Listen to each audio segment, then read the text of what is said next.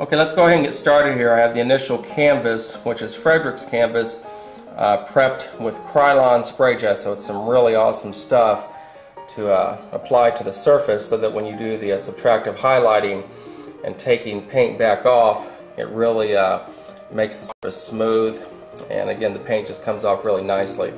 This is Frederick's canvas. You can use whatever type of canvas you want to. Some canvases, when you buy them out of the store, may or may not have enough gesso that's already applied in the factory. If they do, then you may not need to go and buy any more, but it's really just a preference on this initial phase here. And the first step here, I'm going to take this clear contact paper. You can buy this at a Walmart, Target, any superstore. They all have this stuff. I've said this on my other 16 videos. This is the stuff I use, and I'm going to take this and just cut a piece of this off here. And this is actually going to serve as my frisket, and I've said on all my movies that I actually prefer this stuff over frisket because it actually stays on the surface. It doesn't wiggle around at above 40 psi. And we'll go ahead and cover his face up. This is how I do this. I actually go from the bottom, get close to the canvas, and just drape it up like so, and then displace it with your fingernails. You don't need to smash it on there. And the purpose of this is actually to cover his face up. I'm just going to do a quick black background just to kind of bring the eye in. And after that, I will cover the background up and expose his face. And I'll cut the perimeter of the face here. A little bit of X-Acto knife 101 cutting. You want to make sure that you are constantly sharpening your X-Acto knife blade because they go dull very quick with this clear contact paper. And we'll go ahead and take this off here. And with the face covered, I'll come in with my opaque black. And as I get close to the hair area here, I can kind of be no nonsense with this for now. I'm just being kind of random here with the black. You can use whatever background color you want to. Now, this is the edge I got to be careful with right here, that I don't want to pick up too much overspray and have an overspray edge right here. We'll take our mask off here.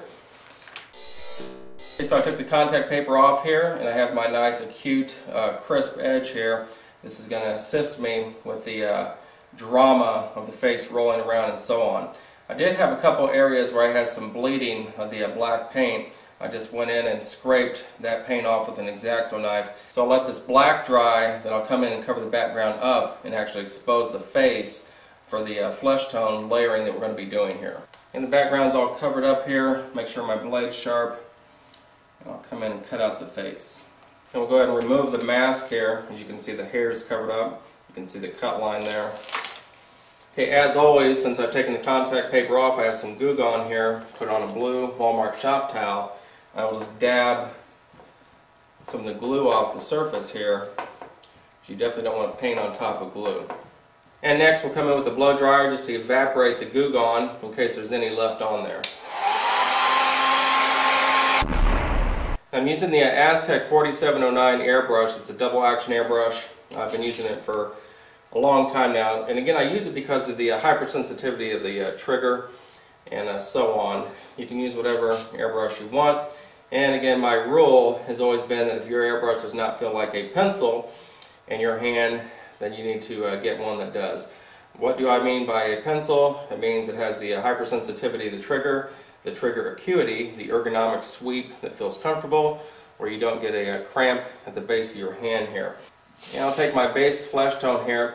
As you can see, this flesh tone is a very kind of muted, natural looking flesh tone. I tend to stay away from flesh tones that have like a orange nuance to them. And I'll just liberally dust this over the image. I'll stay off the mustache. I don't want to get too crazy here. And I will stay off the middle of the eyes. And we'll get a little bit closer here. And this is a really good point of mention that on the initial sketch, if you have gotten too intense with your pencil lines, those are going to be really hard to get rid of at this point. We are going to be taking paint off the surface, and that's going to help quite a bit. But if you came in here with a real dark pencil in the beginning, you're going to pay the price for that now. So you really want to very lightly trace, project, outline your image with a very light pencil. Now come in here now with my transparent light brown paint, and this is the second step of the flesh tones. I really want to come in and just start doing some sketching very, very lightly. One thing that's just as important as outlining an eye or whatever is the the attention to detail on a shadow nuance, where a shadow starts and stops. There's not a lot of room for variance in these types of areas. If you shift this over too much, it may offset the total image here, or the image as a whole. So really have a keen sense of detail on the shadows. They're just as important as outlining the simple things like the eyes and so on, because if you offset these, you're going to drive yourself nuts trying to reinvent the shape itself, because the shape actually has to fall in line with all the other elements of the piece here. As always, control is learned by working bigger to smaller and lighter to darker. Okay, this is a good time to talk about the 70-30 rule. Okay, the 70-30 rule is when you do all the big stuff with airbrush, but you sneak in templates, electric erasers, paint brushes, X-Acto knives. Any type of textural trick can be brought in to accent, to refine, manipulate, create realism, and so on. This is the elements of illustrating and trying to make things look very believable and very real. So if you want to do everything freehand, have at it. There's no problem in that whatsoever. But most people I know will sneak in whatever they can to achieve a certain look, and if it saves you a lot of time, who cares? And the nose is kind of like a sphere here. So I'll shade a crescent type of motion, and there's a little cast shadow underneath the nose here. Pretty soon I'm going to be bringing in the freehand templates, but I'm just getting the initial shading and tonalities established here. I really want everybody to pay attention that I'm really using little sweeps. Set up the eye muscles.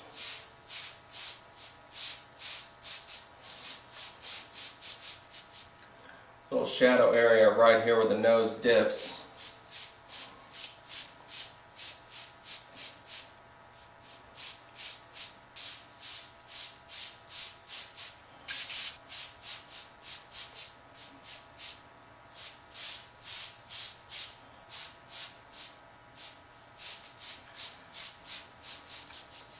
So this is just the sketching part where you're setting up all the tonalities, and you're going to come in and start taking paint off the surface here pretty soon. Again, I use this Aztec because I don't get a cramp in my hand. Einstein is known for having really dark eyes. That's why he's easy to caricaturize. So when I bring the shields in, it's actually going to counterbalance and crispen all this up. It's going to tighten it up quite a bit. This over here is pretty dark in this area. And back to the 70-30 rule here, I'll come in with a paintbrush, and I'll paint some opaque black in. Again, notice how everything I'm doing is a little wisp. I'm not going back and forth. Anything I overwork, I can come back in and take it back off. So this is going to differentiate from here and here. There's a little bit of tone in here. I'll go ahead and lightly dust that back off a little bit. There's something about the Createx light brown that I just love. It actually has a very believable fleshy type of accent to this initial opaque flesh tone that we put on here. I have not seen too many light browns that I'm very comfortable with. Because they're usually too cocoa-ish or they're too dark or whatever, and you want to actually have that kind of control of being really, really light and retain your light brown as far as it will go, as opposed to getting too smoky and too dominant. And that's some of the pitfalls or the shortcomings of some of the other light browns. Okay, and down here I'll kind of accent the jawline. So I'm just going to put a shadow that's kind of displaced underneath this mustache. The chin will have a subtle break here.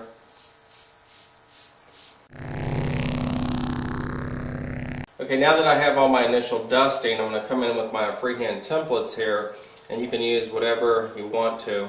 You can make your own. You can design a lot of different shapes that complement and accent some of these forms. So I'm still not going to come in here real aggressively and get crazy with these. I'm just going to kind of see, test the waters, put an edge down, see where I'm at. And if that looks pretty good, then I'll run with that and nail it down like so and put a little wash. I'm going to be real careful as I'm cruising along here. Okay, as you can see, I'm kind of spraying, moving, spraying, moving, spraying, moving, like so. And you can get away with this as long as you're kind of anal retentive about where the initial line is. Some people might sneak a big roll of tape in, for example, to just pop that whole edge out. But if you're careful, you can actually use the same smaller edge to spray and move, spray and move, and spray and move. But this edge, of course, gets lighter as I go and kind of dissipates out. I'm going to wipe the paint off, and here's another little part of the nose over here. Indication of the other nostril. Okay, now this is probably one of the harder areas of the piece here. There's a shadow that's trapped right over here. So I'm actually going to put my knuckles underneath this shield and really do like a really wispy, kind of subtle tonality where the shadow actually starts and stops there. So now, since we have our shadow trapped in this area, I can come in and lightly finish trapping the nostril. But watch how light I do this. Very light, just to kind of see where I'm at. So now, I like that, it's not overdone. I'll bring the shadow up. Little wisps. And now I have a nice little transition without getting too dramatic there. Now we'll come in a little bit later and pop out these areas with dark brown and the areas where it's needed. The dark brown is the color that really pierces this out, and the real dark areas kind of looks black, but it's not black. Okay, that's real important here, is to not use black on top of these nice colors. I've said this in my other videos, and it tends to really smoke things out and really kill them. Especially when the clear coat is put on, all that black that has misted around will really show up. So take your dark brown as far as you can take it, and even these two steps right here is pretty believable towards flesh, but base flesh tone, light brown, then dark brown is pretty much all you need to get the technique established. Okay, so the shading crawls around, the nose kind of goes void and very light at this point. But I'm going to come in with the French curve, and French curves are thicker. Okay, so you really need to use these because they'll give you a really soft, kind of faint little manipulating edge there. This is where I pull French curves in. You can see how I pop that out. Let's taper that out a little bit more. You can see how a French curve is perfect because they're thick. Okay, there's a certain thickness that really comes in handy when you need the softer edges. So in composition, look, you need crisp edges like this, but some of those crisp edges need to kind of taper out into softer edges. And this is the, in my opinion, the benefit of using templates and shields and so on. It's really hard to get that look freehand. You can do it, but it just takes so much longer. Now this is an area right here that's really fun to do with a French curve and an airbrush. And I'm going to put my knuckles way off the surface this time. Make sure I'm politically correct on where the shadow breaks. But this is where only an airbrush can give you this really subdued, there but kind of not there shadow type of a thing. Try doing that with the paintbrush that easily. It's not going to happen. So I have my knuckles under this. This thing's way off the surface here. The camera is probably not picking it up. And I'll come in here with a thinner template and pop the cheek line out there. You really just learn from experience which areas require thinner templates and which areas require a thicker template. It's kind of hard to teach all of that on one exercise, but you really just kind of pay attention to the nuance of how intense the edge is. So you can see that's a pretty acute edge like all these edges are here. So You're making those types of compositional decisions as you're crawling along. I did a little hump like so, and then I just basically moved the shield to conform to the edge. Here's the upper eyelid crease.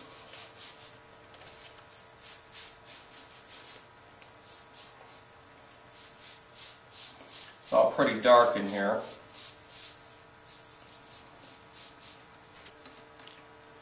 We'll do the bottom crease of the eye here. You can just set it up like so and just kind of taper it out. I'm going to turn my airbrush to a 10-degree mode here. So do the edge like so, and just kind of taper it out. This is all pretty dark down in here.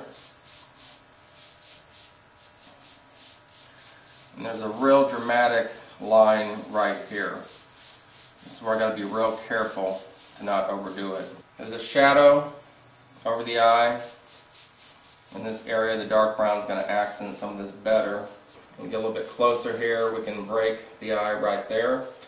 And there's a little break right here too. I've got to be real careful.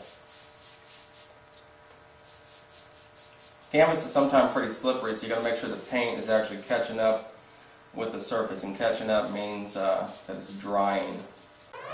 And now I'm doing little trigger pumps here, just kind of really being the skin. Now how much time you want to put into something is really up to you. I'm always limited. Some people would put, again, 80, 90, 200 hours into a piece. So you can see how these little jerky movements give you this nuance of flesh, and it will really set up the abrasive removal of the paint that we're going to be doing here pretty soon. I'll go over here and transition the head around. A little indication of shadow on the bottom of the ear here. Einstein had a lot of character in his face, that makes him a perfect subject to caricaturize. I'm going to bring this over a little bit more here. Top crease of the eye. Again, the dark brown is really going to pop some of these areas out because the light brown will only go so far.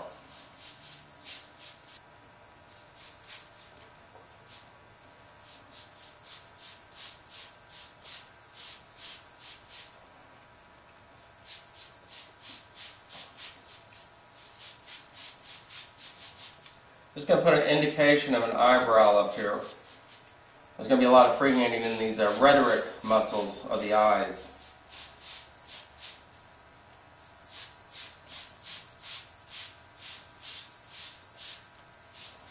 Again, turn the airbrush to a 10-degree angle if it helps you taper a little bit better. Okay, this next step here, when I come in here like this and separate the nose from this area over here, it's real important because it actually really pushes this nose out, and it creates the drama to this whole 3D look I'm going for. But again, real light at first. You don't want to get too carried away. So here's what I've done. I went like this, okay, and I've turned this around where it can actually continue.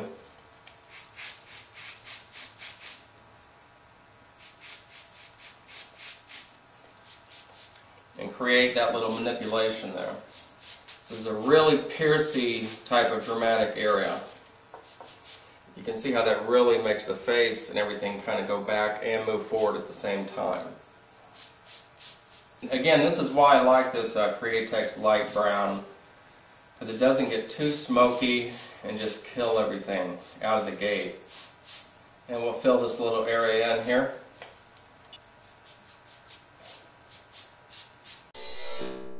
Okay, for visual purposes, let's go ahead and take the mask off here just to see where we're at. As I continue to shade here, I'll come in with the dark brown. And the good news is that since dark brown is transparent, we'll actually conform and just kind of layer right over these edges here and blend the black background into the flesh tone.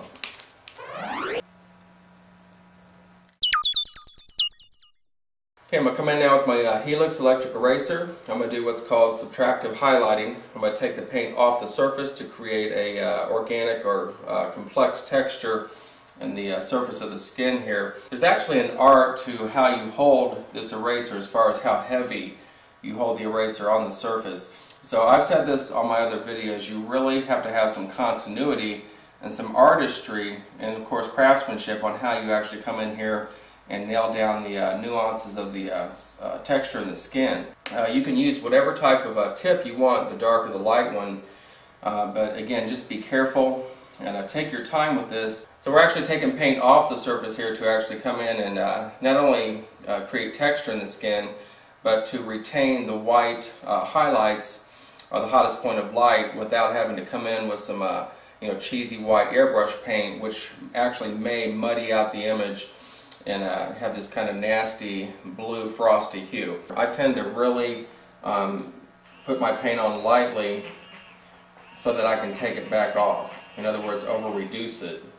If you use a really strong paint, you may not be able to do this. So you're going to have to go off to the side and do some experimenting.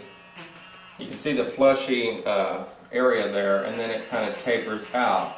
So light pressure as I fade this out. You can also come in here with your airbrush and shade over certain things that you don't like. And this is actually called working in a transparent mode. That's the beauty of the transparent paints.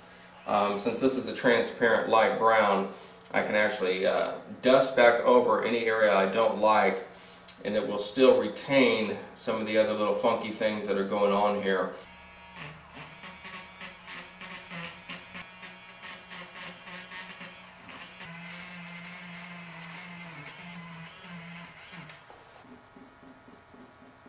So we'll call this grind and scrape, grind and scrape.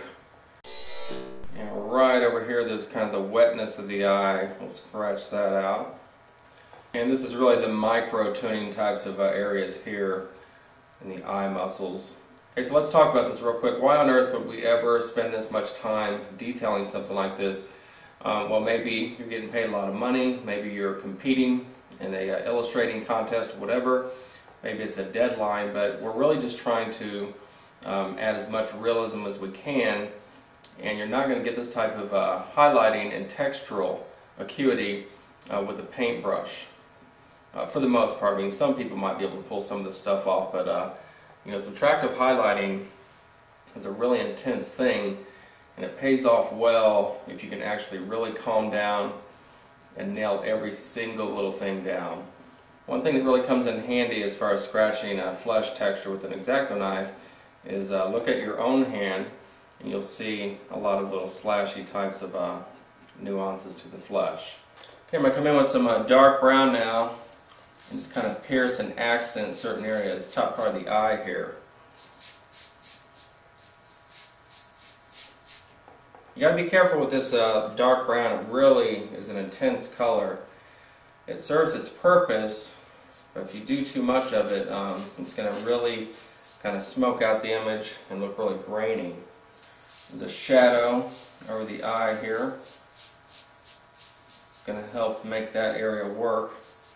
We'll extend this eye out a little bit, like so. I'll put the template up towards the bottom part of the eye here. This really will pop this eye out, as you can see there. A bit of freehanding at a 10-degree angle here.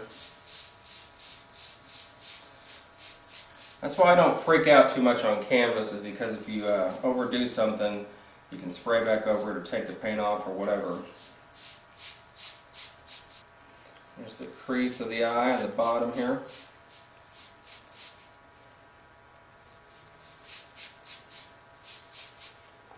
See how this starts to create the depth. But I'm going to need to come back in with a transparent light brown to kind of counterbalance, again, some of the abrasiveness here, and then also the smokiness of this dark brown.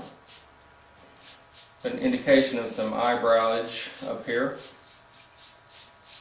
And I'll bring my light brown back in just to lightly dust over some of this abrasive scratching. And again, I'm not saying do not come in here and do a ton of freehanding. You can definitely do a ton of scratching and a ton of freehanding. So you can see how we retain the organic nature of the skin here, but we've calmed the scratching down a little bit. You'll see this over and over in different techniques with airbrush. You don't just kind of get in and scratch and you're done.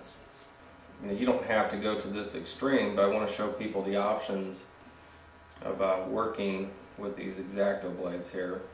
And again, I think with Einstein you got a lot of possibilities here because his face is really crazy. And I'll continue scratching down here under these really dramatic lines. The X-Acto knife is going to give you an ability to really control the highlighting as opposed to sometimes the electric eraser will get kind of wild and out of control. I'll come in and darken the head on this side here a little bit. Start revealing some dimension, hopefully. You can see how I darken that area in. It really pops the nose out more. And we'll start shading this side of the face here. Again, I just want to set this up with light brown, let this dry, and then I'll come in with a dark brown later for the transition. So one thing I want to mention here is in basic old school airbrushing, sometimes people will come in with a transparent yellow or transparent red to accent the nuances of the flesh tone. But you can see that with just these three colors you can pull off quite a bit. Come in and darken this cheek line up a little bit here, a little bit more. The center of the cheek is going to stay, for the most part, pretty void. I'll come in here pretty soon with some more texture to continue the original texture I started up here. As you can see, it looks really weird if you stop with the texture and leave it void. I'll shade this side of the face here a little bit just to set it up. Okay, I'll take a shield and some dark brown. Come in here and start refining this nose a little bit. This is one of my favorite parts. You definitely have to be careful because this dark brown is very grainy, very pulverized. And again, this is what I would call accenting and piercing. I'll probably have to grab a different shield to crawl around the nostril here. I might as well warn everybody that you're definitely going to have to acclimate yourself with how dark this dark brown gets.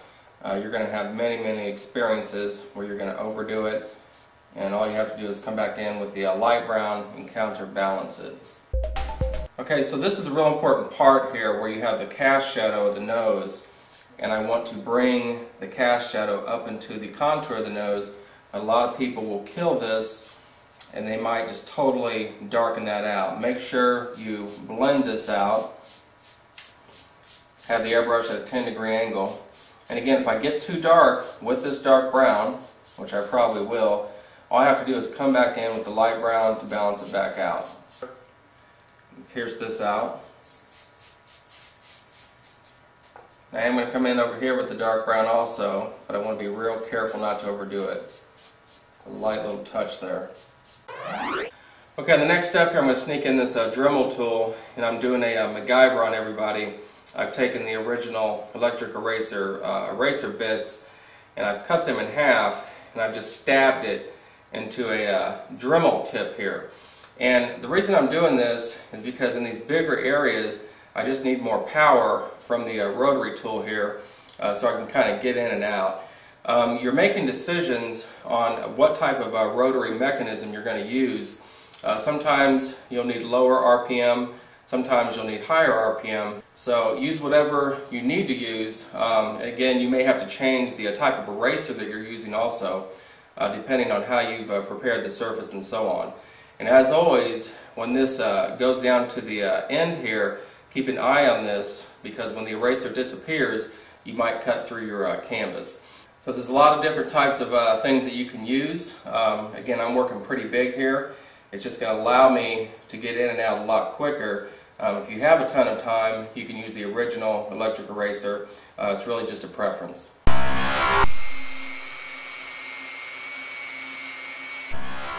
And I'll come in here with my X-Acto knife and just kind of scratch where the eyebrows are going to be.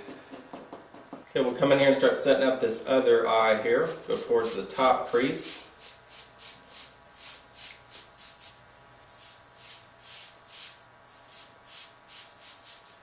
A lot of freehanding in here.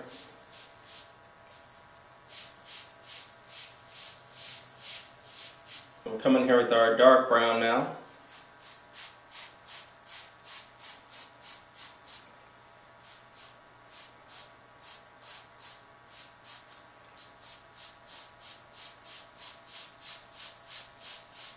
And the lower crease here. And I'll put my knuckles underneath the shield here. And I'll come in here and be very careful, pop out the nose here. Again, this will really bring some drama to the dimension. Now notice I'm not doing a real solid edge here. I'm kind of doing hit and miss types of sweeps here. And these sweeps need to taper. Now as far as the eyes go here, I'm not going to leave these black. I've really just set them up for now. I will continue to detail each part of the face until I retain a flow with everything. There's a little niblet area to this side of the eye I'm going to nail down very carefully there. Now I'll do a little bit of scratching here, again just a reference where I'm going to be putting my paintbrush lines. Now I'll come back in with my electric eraser with some lower RPM here. We'll come back in here with our light brown and calm some of this scratching back down. You're going back and forth, scratching, painting, until you get everything the way you like it. And we'll put a little highlight on the eye right here, just the wetness of the eye. And the mustache here. We're definitely going to have to come back and forth with the paintbrush strokes and the opaque white. But again, this serves as a underlying value for the gray hair and the mustache and so on. And I'll take my sable brush and some opaque white, some really light pressure here.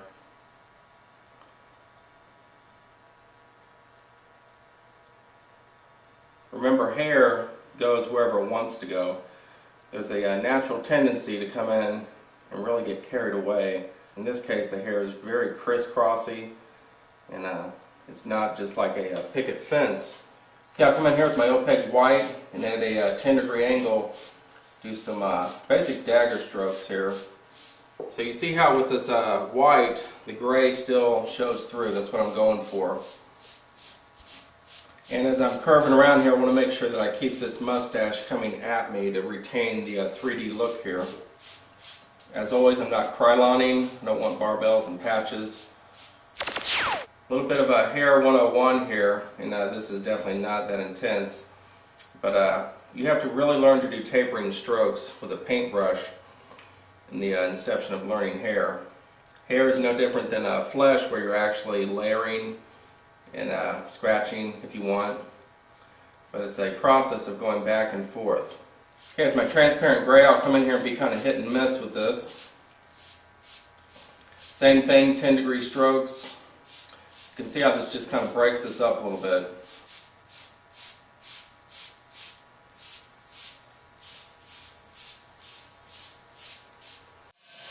Okay, I can also come in with an X-Acto knife and scratch the hair.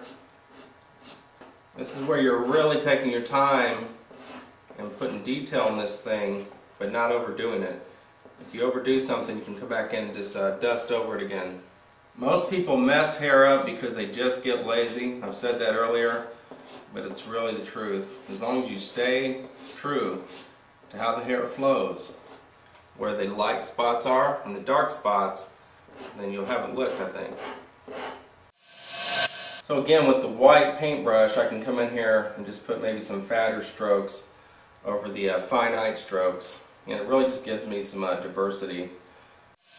You can put a nice little quick stroke in and then kind of smash it down. That helps. Again, if something's too dominant, you can go back in and scratch it back out with the X-Acto knife.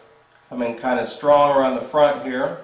Okay, let's do this. Let's bring in some transparent gray here, just to shade the bottom side of the mustache, just to try to help us establish our form and the contour, or the roll around here. So by shading the bottom side of the mustache, it actually helps pronounce the highlight.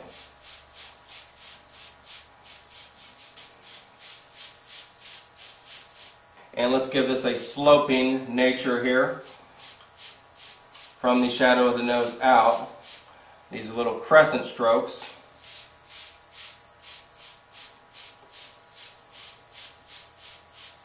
This is the continuum of the cast shadow here.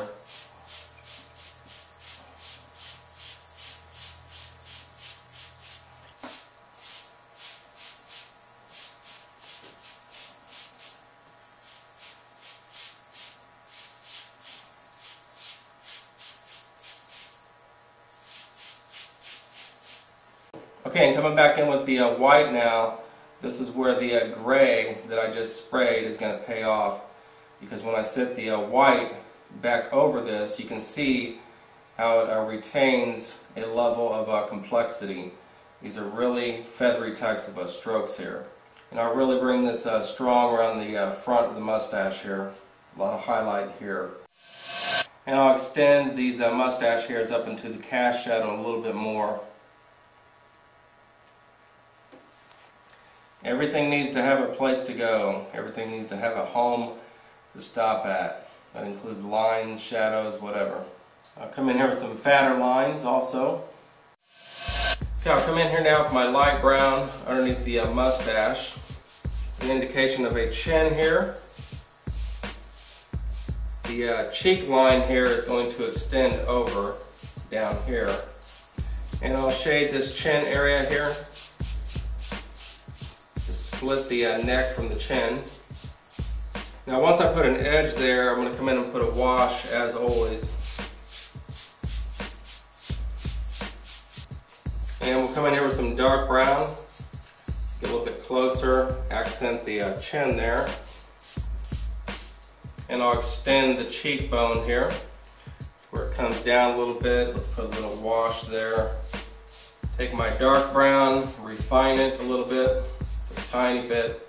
You can see how that pops that out. Let's shade over it.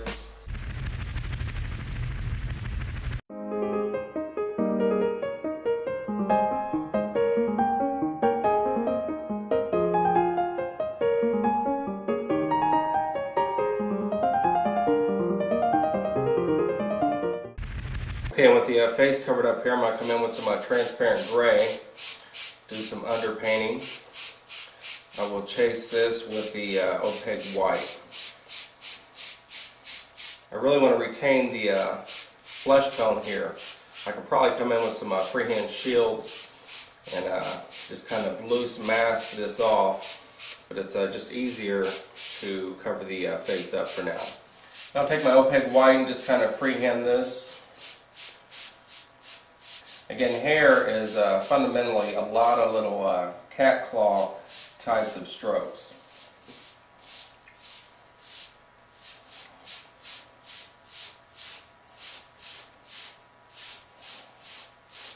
Now most airbrush white colors have a tendency to be very grainy and thick. I hear a lot of students complaining about that over and over and over throughout all the years. So you definitely might have to add some type of a medium or a flow enhancer to be able to do these tapering strokes. It's very rare that you're going to be able to spray white out of the bottle and just kind of go to town. Most whites have to be reduced. I'll definitely be cutting in back and forth with the black and the gray. Black on the perimeter, the gray inside the body of the hair here where it turns and bends. And I'll start cutting back in with my opaque black now.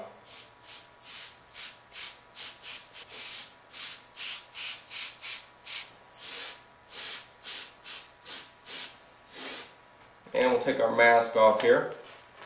And I'll come in here very meticulously with the sable paintbrush here. Again, little swooping dagger types of strokes, one-way strokes. So you can see the logic hopefully with the initial gray that I did.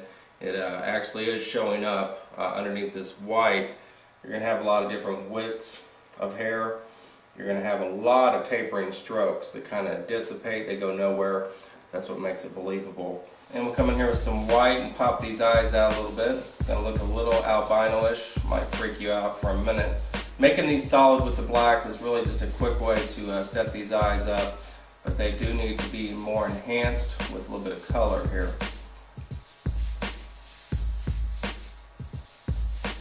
And I'll come in with this golden brown color here.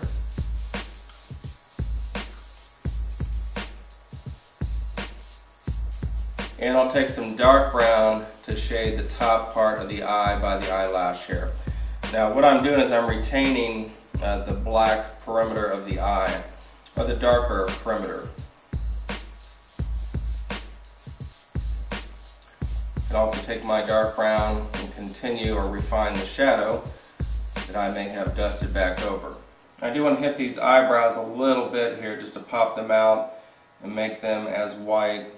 Okay, and with my transparent gray, I will protect the top of the head here, and I'm going to give the hair a little bit more shape. Kind of give it somewhat of a roll around type of feel here. Little wispy strokes. All hair needs a hottest point of light type of area here so that it retains the believability of the shape. And I'll trap this area over here. Keep everything flowing.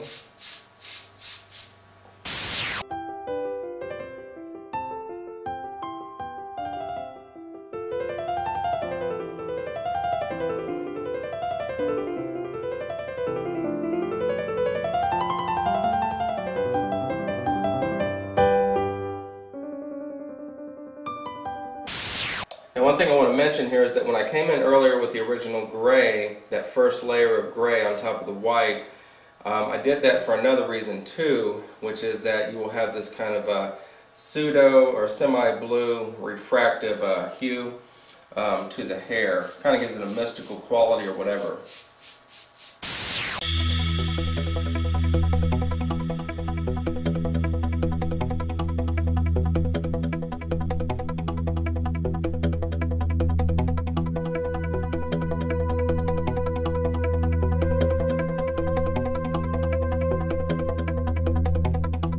And I come in here with my opaque white and start nailing down the highlights of the hair in these random little areas here. And we'll come in up here in the bigger areas of the hair. And just like the bright areas of the hair through the middle here, I'm going to stay in the middle in these other areas also. When you look at this, I have a rainbow or horseshoe type of highlight that's extending all the way around the head here. I want to retain the continuity of that and continue to come in here and fleck these little areas. And I'll come back in with a little bit more gray here. This is the beauty of this transparent gray, is you can still retain the original paintbrush lines. And I'll come in here with a little bit more shading now, my light brown. Okay, I have the bow tie cut out here. I'm going to use my opaque white to set this up. And I'll come in here with this raw sienna color. I'm going to take my transparent brown and start sketching a little bit here. Just kind of set this up. And I'll start trapping some edges here. And we'll get the middle of the bow tie here, set this up, turn it around to finish it off. Make sure I stay even here. Spraying very lightly at first just to do a test run. Just a little bit on the perimeter. The raw sienna and the light brown go pretty good together because they have like this, I don't know, vintage tone about them. They really just kind of work well in contrast with these flesh tones.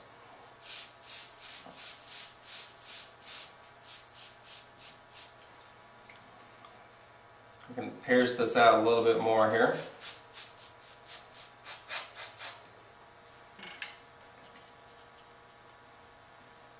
Get in here on this side.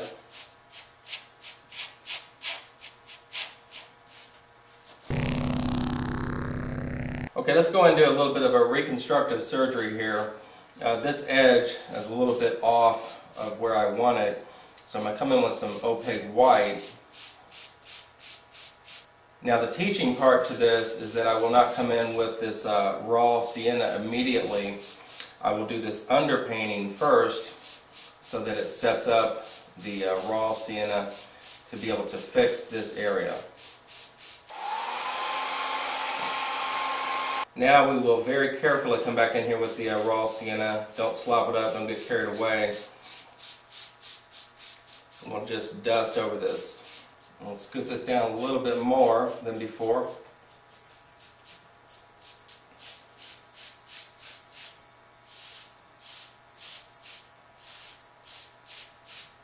This tie is presupposed at an angle here, so there's going to be somewhat of a foreshortened or angular type of little effect going on here. So you can see most of the raw sienna was knocked down with this light brown, and the end result is I'm going for a caramel type of a color here that again looks somewhat vintage, or really just kind of flows with the original flesh tones.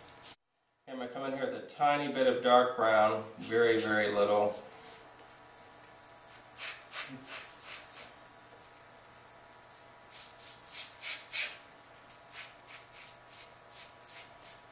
And I cut out a little white section for the shirt above the bow tie, just an indication of that. And I'll come in down here and separate the shirt from the tie a little bit, give it some contrast at this lower area.